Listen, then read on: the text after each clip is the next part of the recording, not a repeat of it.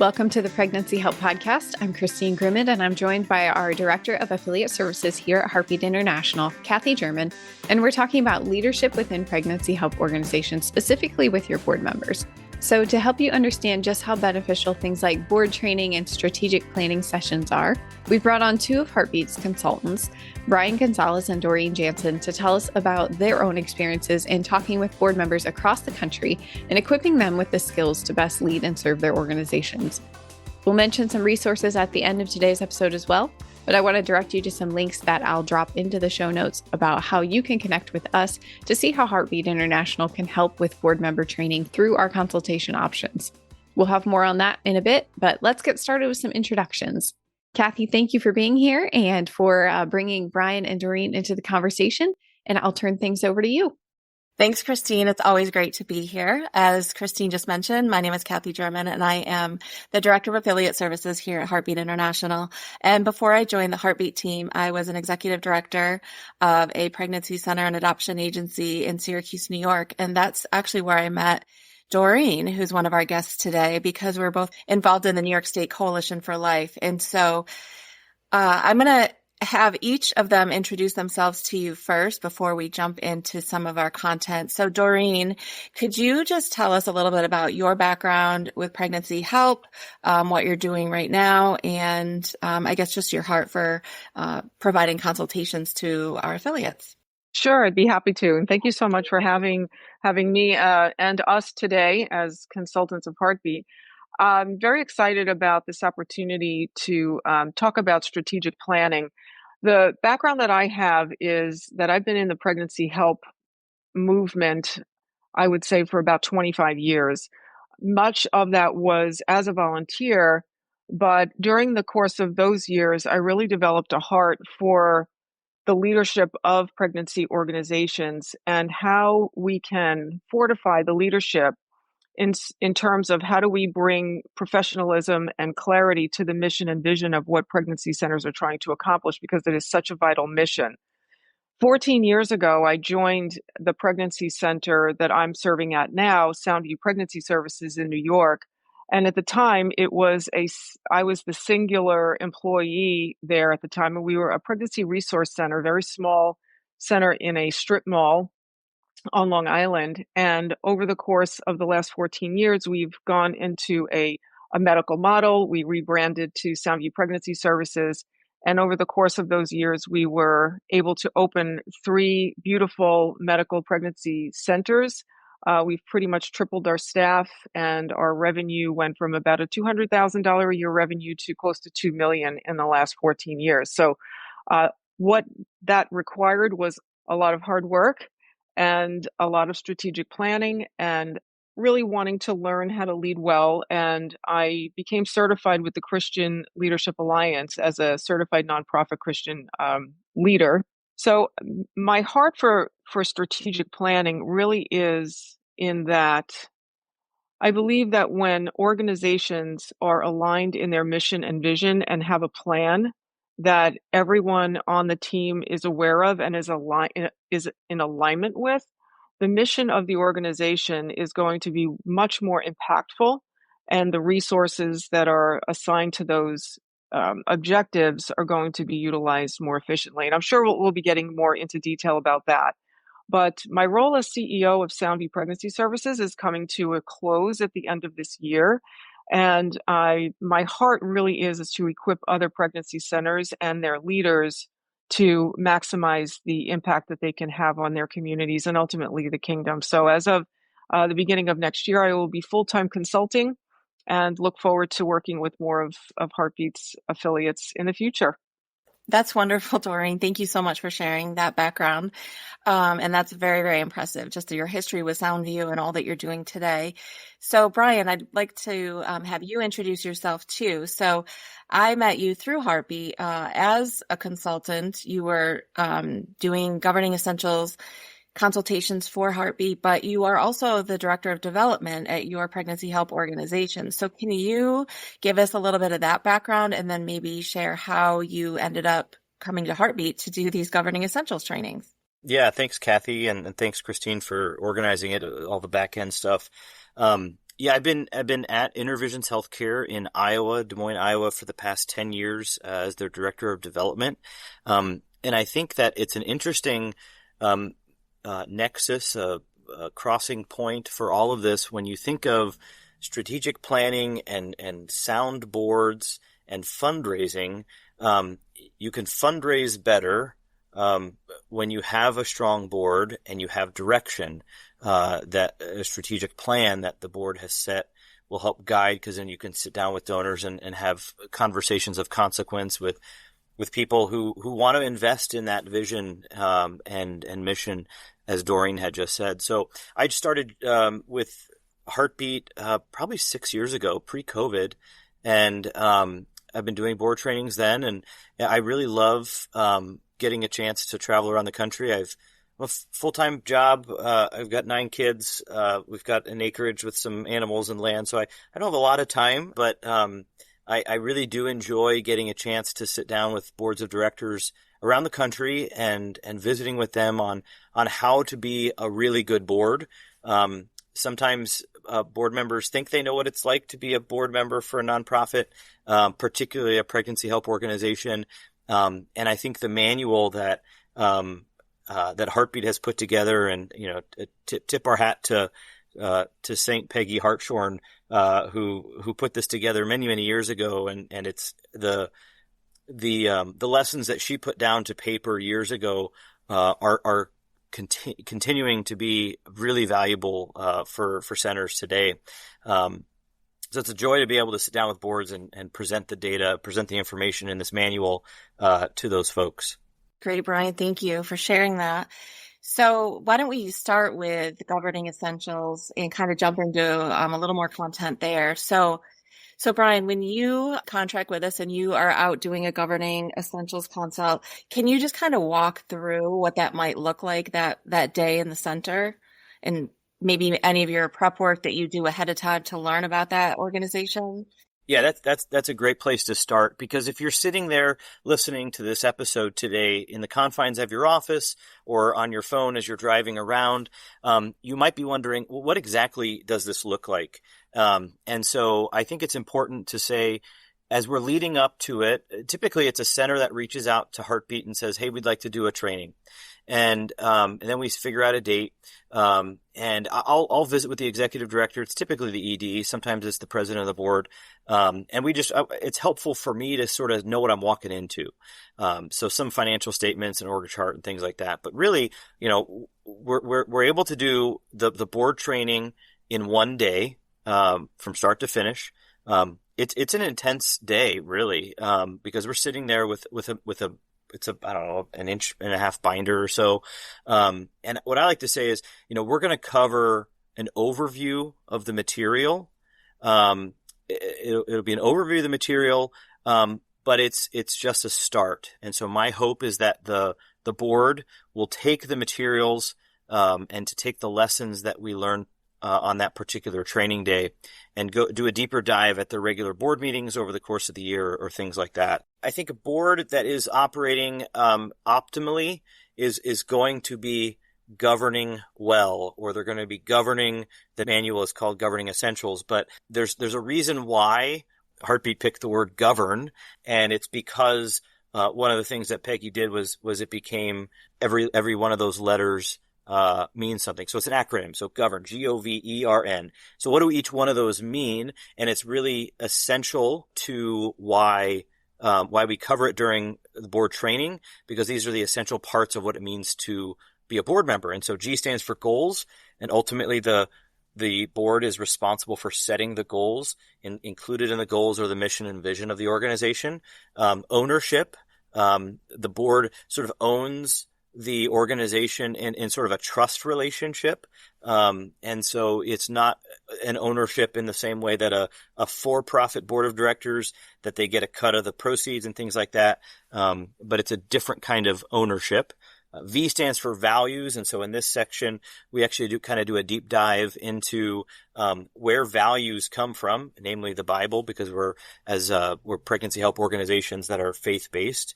And so we look to Scripture to derive our values that then influence every aspect of our organization, from board governance documents and policies and procedures to gift acceptance policies and things like that. E stands for effect.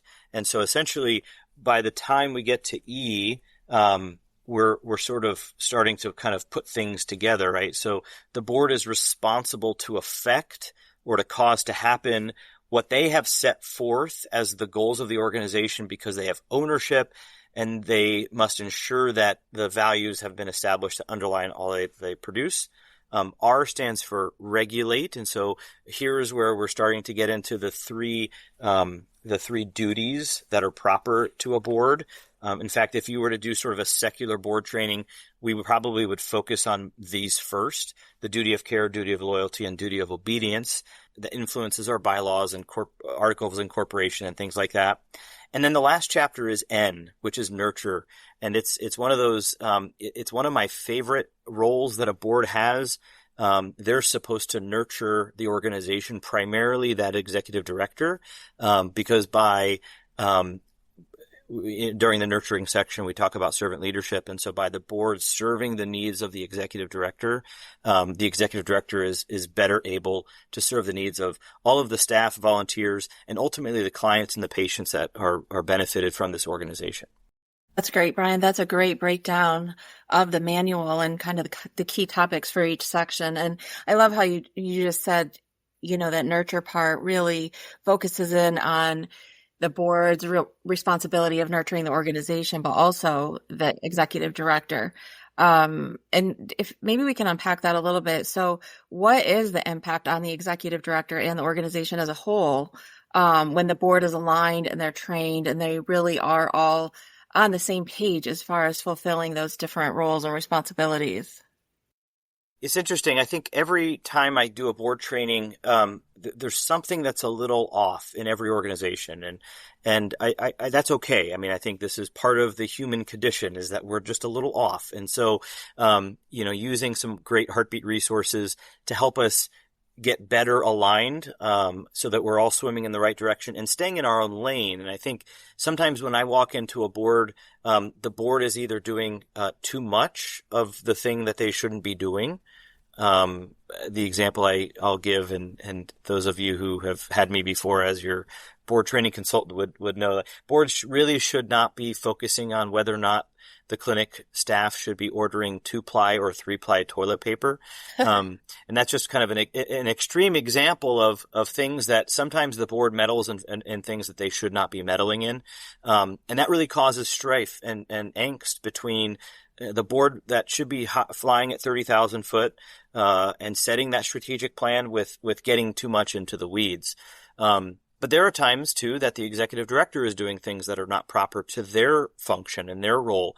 And maybe they're doing more board-specific tasks and roles. And that's sometimes the cause is different. Either it's an overzealous executive director, or it's a board that is lacking in its own effort. And so then the executive director feels like they have to overcompensate. And so, I think that's there's a great section early on in the board training manual which has puzzle pieces, and the puzzle pieces are a great illustration of some healthy organizations and ones that are less healthy that have some room for improvement.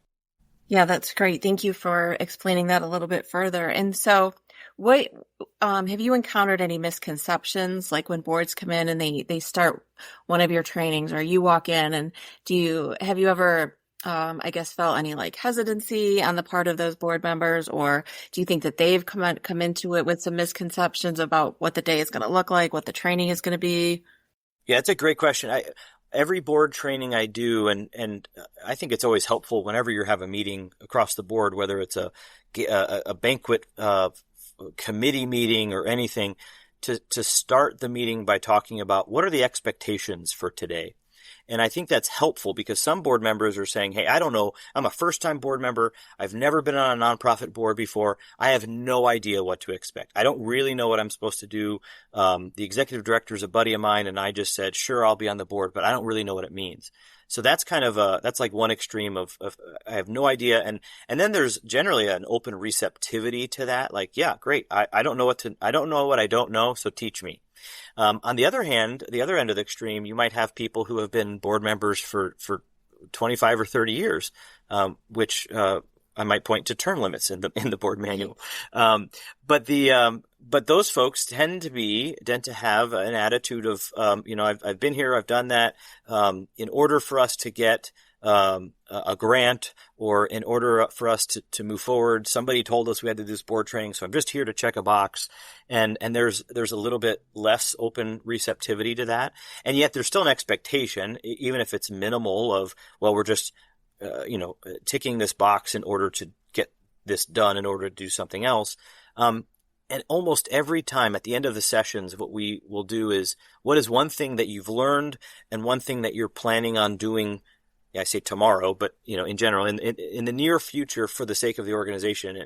And every time people are very grateful for the material that's presented. It's not me, the facilitator. It's the material that has been honed over the years carefully to benefit these organizations. And so it really does benefit the participants if they're willing to get into it. A quick little story. One time, what's one thing you're going to do starting tomorrow? And somebody said, I'm going to resign from the board. And I was a little surprised to hear that. And yet I think it demonstrated that they recognized, they humbly, they were good, a nice servant, a good servant leader on the board, and they humbly realized that their time had come to an end, that their contributions to the board, they probably weren't exercising term limits as they should, or enforcing term limits as they should. And so I that was an opportunity for him to say, you know what, I'm going to retire from the board, resign from the board, and let somebody new come in and carry the organization forward. That's great. That's a powerful example, really, of servant leadership right there. Realizing, you know what, I do need to step aside and let someone with new vision and new perspective come in. And so another thing, too, that I think is unique about our training is that it is specifically for pregnancy help organizations. And so a lot of times you'll hear, some of our affiliates will say, well, we had a board training. We have, so-and-so in our community does nonprofit board training, and, he's come in and done that for us or whatever. What would you say to that? Because I think there's a big difference, right, between just general nonprofit, board governance and then pregnancy help organization board governance. Yeah, I think that's really one of the special features of this manual, is that it is geared specifically to pregnancy help organizations. And so, I do want to include adoption agencies and maternity homes. I think sometimes, we focus so much on the resource centers and medical clinics, but I mean, the manual does a great job of encompassing all PHOs, pregnancy help organizations. There have been times over the years that other nonprofits have asked me if I'd be willing to do a board training. And I said, look, I'm trained on how to do a proprietary content for pregnancy help organizations. And so I'm sorry, you're going to have to find somebody else to do it. Certainly the principles of govern, right? Goals, ownership, values, affect, regulate, nurture. It could be said of any organization on the one hand. On the other hand, what Heartbeat has done so well with the Govern Essentials manual is really focus on pro-life, faith-based, so Christian-centered organizations, and here's your manual on how to do that and how to do it well. And it's a great manual, and it covers everything like what you just said. So you go in and you do a consultation for them, and then how often do you recommend that maybe an affiliate would have another board training, or, do they need to do some kind of like brush up on their skills here and there? Yeah, I think boards, what I like to say is that the manual itself is actually a working manual. The way it's set up is so wise. You've got like an intro, and then you have content, and you have a checklist of to-dos, and then you have all these sample sheets, and it's intended to remove the sample sheets so you could put your own bylaws and your own budget in there. And so it really is intended for you to bring this manual with you every board meeting so you can consult things. And so maybe when there's conflict, you might go to your Govern Essentials Heartbeat board manual and say, let's take a look at what Heartbeat suggests that we do when we have conflict. And so I refer to it as a working manual. Now, I don't know how often centers and boards use it that way, but it's intended to be a working manual. So anybody who's listening to this, who's done a board training before, this is a reminder to get that, to dust off that old manual and bring it to life, right? It's meant to be used. It's not meant to be a one and done. I even encourage some of the boards, or all of the boards, to do a deep dive into each letter at each board meeting, or every other board meeting. So have the board chair do a deep dive on G this month, and then the vice chair in 2 months could do an O, and just spend 20 minutes, 15 or 20 minutes at the beginning of your board meeting kind of doing a deeper dive.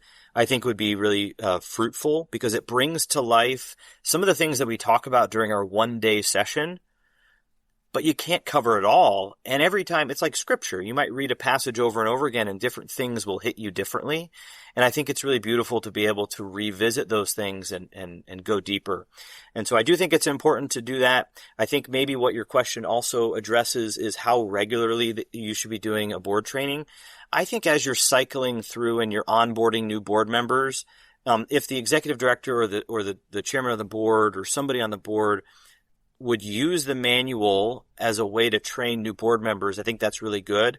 But I'd say once every couple of years, maybe every 4 or 5 years, would be a really good idea to bring in an outside facilitator to help facilitate a board training. Yeah, I agree. And that is a great tip. And that I've heard that some organizations do that actually, is they'll take, after they do a training, then they'll take each section of the manual and then kind of do a deep dive, like what you said. So each meeting they cover a different topic, so that they are kind of just reinforcing what they've learned in the one-day training. And I think, like you said, every 3-4 years is a good opportunity to do another one. Or another key time really to think about it is, have you had a major shift in your staff or your board? Maybe Yep. You've had a bunch of people roll off your board all at the same time, or you have a brand new executive director or other leaders in the organization. And that's just a really key time to bring in that training and make sure everyone is on the same page. So I think I want to shift gears here now and switch over to Doreen and talk a little bit more about strategic planning, what the importance is of that. So Doreen, can you tell us a little bit more about what strategic planning would look like when you go in and meet with a center? So do you give them I guess you probably gather information from them before you go. And is there any like pre-work, homework type things that you have them do ahead of time? Or do you just kind of jump into all the content when you get there on site?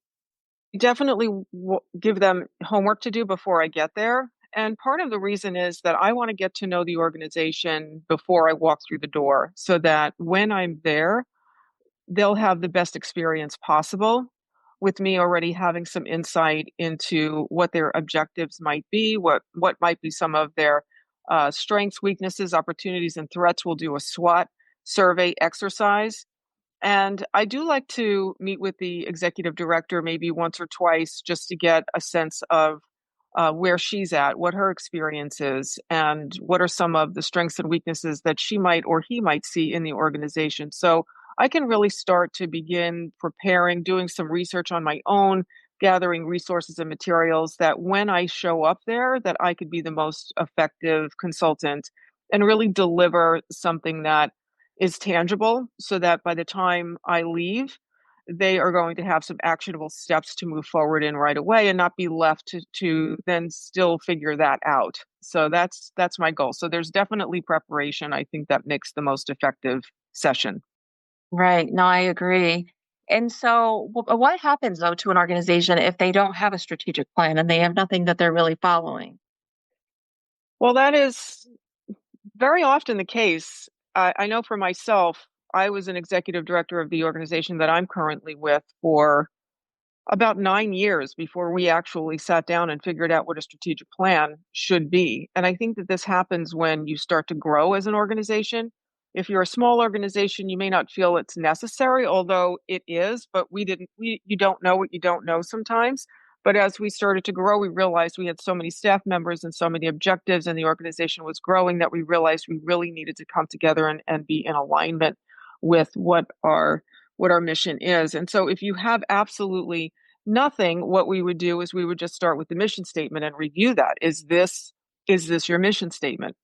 And if not, then that would be a starting point for the board to get together and really do some reflection on what is our mission, and then it will help inform what the objectives will be going into it. So it's first looking at externally, what's going on externally around us, because I don't know, I'm sure other pregnancy center leaders can verify who've been around long enough. The pregnancy help movement, the pregnancy center ministries is completely different today than it was even 5 years ago. So we often may need to take a step back and really look at where are we going and how are we going to get there. And so even if an organization has a strategic plan that they may have set for 3 to 5 years out, I really think that in today's culture, it really needs to be every 1 year that you're really taking a look at what your objectives are and how are we moving toward that, because everything is changing so quickly, as we know. So we would start there, and then we would work with the team to really hone in on what I would call pillars. What are the three main pillars of who we are? Let's say it's medical services, client services, and fundraising and development. Community outreach could be a pillar, financial services. And then we set goals underneath each of those main pillars that are all moving forward toward the overall mission of the organization. That's great. I love that with the pillars. I think that that's a really great illustration. Mm-hmm. So how about if we talk about how these two trainings, governing essentials and strategic planning, how do they intersect, and why are they both important? Which one should come first? That kind of thing. Do you need both? And so if Bryan and Doreen, both of you want to kind of jump in and just like talk about the two together, and, you know, like I said, which would come first, and how they can work together to really grow the organization. I think first you have to kind of know what's the expectation of being a good board member. I think it's really, really important to have a strategic plan, because otherwise the organization's going to collapse, or, you know, just kind of drift at sea with no clear direction. But I think you have to maybe get on the ship first before you can figure out what direction you're going to go to. So I think they're absolutely connected and linked. Doreen, what are your thoughts on that? I agree 100%. So one experience that I have is working with a center who wants to do strategic planning, and with some of the homework that they were doing in preparation for that, what came to the surface is that the board really needed to get on board with what their roles and responsibilities were before we get into what is the strategic plan. And so what I would recommend in a situation like that is that they do a board training, um, and understand what their role is. I think that's really key. So I think the board training should come first, but there will be situations where I'm walking in a door for a strategic planning consultation and recognize board training is really absolutely necessary. And I would make that recommendation as one of my recommendations before I left them, is that before you can really implement these key objectives, to really understand the relationship between the board, the executive director, and the entire organization. So it can happen the other way around, but I do think it would be ideal if it were a board training and then a strategic planning training.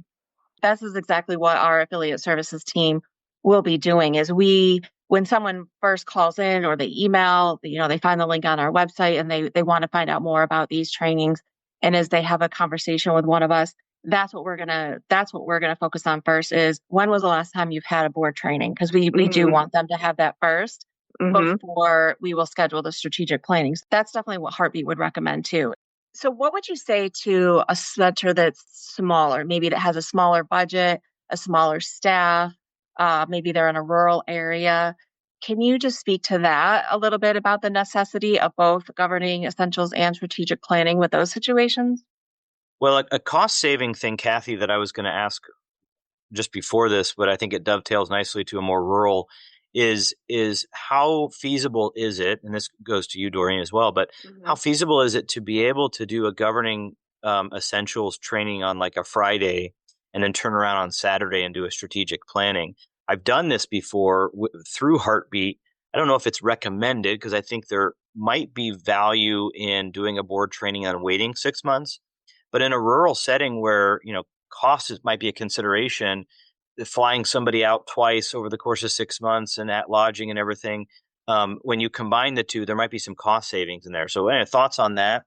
I like that idea. I do think that both board training and strategic planning training will take more time ultimately, but to get a smaller center going, kind of an abridged version, I guess, to the board training and the strategic planning, of giving them kind of like the key points, right? We're not going to do a deep dive in each of those areas. And if they wanted further consultation, there might be some opportunities, maybe via Zoom with ongoing consultations. And that would be another way to save some money for the smaller organizations.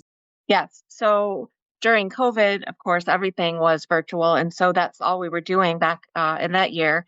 And we found obviously that it does work. I mean, the preference is, of course, you want to do it in person just because you get better engagement and better interaction and conversation with the board members and the team. But it definitely can be done. And we know, just from, we all learned this through COVID that, these virtual meetings, they can be effective. So we do offer them now as an option. So that, of course, saves the cost of the consultant's travel. What advice would you guys give to a brand new executive director who she's stepping into the center and she knows that a board training needs to happen and a strategic planning training need to happen? So what would you say to them to get the board to really understand the necessity of it? I'm happy to offer that, since our situation precisely is this one. I'm the director of development, and we have a new executive director who started 6 months ago. And of course, I'm biased. I think the board training is really essential, but it's really important. Our board is going through a transition. We're having some people hop off, and Beth Diemert joined us in October of 23 for board training. So it really was like 2 years ago that we did board training, and yet we need one. We need another one just because of new board members. And just like Kathy was saying earlier, if you got transition on your board, it might be a good idea to do that. And so given the fact that we have a new executive director and some brand new board members, I'm fairly certain there'll be a request, Kathy, from Intervisions coming in the next couple of months to do it in Q1 or Q2 of 2026. I should not be considered to do that one. Right. Have somebody else do it. But yeah, I absolutely think it'd be helpful, because really one of the other aspects, which I don't know if we've chatted about so far on the podcast with regards to board training, is the interplay between the board and the ED, that what that looks like. And so I do think it's really important when, roles and responsibilities for board members, but the roles and responsibilities between boards and staffs, and really where they come together is the person of the ED and the person of the chairman or chairwoman of the board. And so that is a really important relationship to cultivate and foster for the health of the organization on a whole. And I think, going back to the question, how would a new director, quote unquote, as you said, Kathy, sell it to the board? I think it would be in a manner of saying, there's new leadership here. I am coming in as a new leader, and maybe there are new board members coming on. But to really set up the organization for success, that we all start together on the same page. And so having a professional organization come in and do trainings for the board and the staff would just facilitate the successful impact. The success of the organization would just be expedited, so that this new director isn't left to figure it out, and the relationship between the executive director and the board could be understood by an objective party coming in. It's not the executive director saying, this is the way I think it should be, and the board saying the same, but it's having that objective professional opinion coming in and taking a look at the organization where it stands now, and really being an encouragement to the executive director and to the board to build a bond and a relationship that will be fruitful going forward. So I think the way to sell it is, look, we're on the same team. We all want the same thing. And why don't we put our best foot forward and have the best resources possible going into this next year or this next fiscal year, and helping to set some goals that are really going to make a difference. Great. And we know that when the board is healthy, the organization is healthy, because leadership starts at the top. So it's just so important that our boards really understand their roles, how they can support that executive director. So as we kind of wrap up, I want to ask if either of you have anything else you would want to say that you would want to add about either of these trainings or how they work together. I think the last thing that I would want to say is, in order for organizations to be effective, there needs to be alignment. I think that ultimately is the bottom line, so that there is not a mission drift. And I think we can point to organizations that have done that. They've lost their purpose, they've lost their way, their finances are going in too many different directions. And I've seen this happen to organizations that I've known of and I have worked with and I have heard about, read about, as I've actually read books on mission drift and so on. And I just think that we're in a season in this ministry where we can't afford to not be operating at our best. And we have so many forces coming against us from a political perspective, cultural perspective, spiritual perspective. And then there's the internal struggles that we face. And we may not be able to control what's going on externally, but we can control to some degree what we're doing internally to really build a strong foundation for our organizations. And that's what we're trying to accomplish here. Let's control and let's get good at what we can do with excellence, so that the other forces that may be coming against our centers will be minimized because we have such strength internally in our leadership. Yeah, I think when you're looking at strategic planning, I guess what I want to say is, as a fundraiser, I don't always view things through the prism of fundraising. However, in my board training manual that I take with me when I do these trainings, the section that talks about strategic planning, I have written that strategic planning is the watershed for fundraising, for development, right? So it really starts. I'm a far more effective fundraiser, and I don't think you should do this for the sake of fundraising.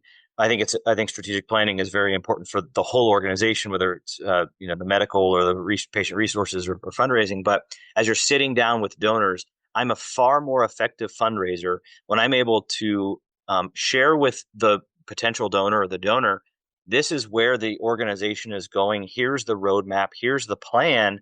Here's the vision. Do you want to join us for that? And it's something that's very clear. And I think the more you're able to do that, the more successful your fundraising efforts are going to be, the more successful your team is going to be in being embracing that. And so I think that's a great intersection of fundraising and programming and board involvement and executive director who feels supported by their board and board members who provide who can provide some of their expertise to help push this organization forward. All for what? All for the glory of God. I mean, we're faith-based organizations. And so if we can do what we're doing and do it better, we're going to be glorifying God and saving more babies and helping more moms and helping maternity, all of it because we're planning. Doreen, what did you say yesterday? The planning to fail, or failure to plan is failing to plan is planning to fail.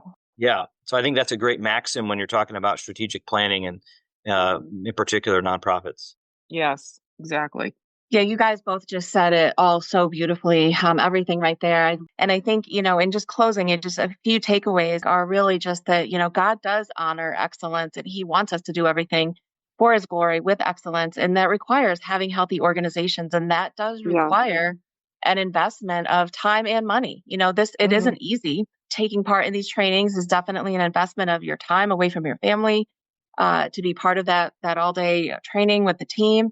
But it's so worth it. If you are a board member or an executive director, it's so worth it for the strength of the organization to invest that time and money into it. So I just want to thank both of you for joining us today on this podcast. And Christina is going to have some follow-up information about how to find out more about our Heartbeat consultations. But we do have a website where it kind of gives you some of the description of these trainings, the pricing, what it looks like. And then you can reach out to somebody on our affiliate services team and we can talk you through exactly what it looks like and connect you with a consultant and set up the dates and everything. And so we want to be a resource for you. We want to see your organization thrive and really be excellent and do everything for the glory of God. So we're here to help provide those trainings. So Christine, I think I will turn it back over to you. Thanks, Kathy and Bryan and Doreen. It was so great to have you on with us, sharing your own expertise. We have a handful of consultants that work with Heartbeat International to provide those consultations. And if you would like to connect with us and learn more about that service, you can visit heartbeatservices.org and click under the training tab on that website is consultation services, where it breaks down some additional information on what types of consultations are offered.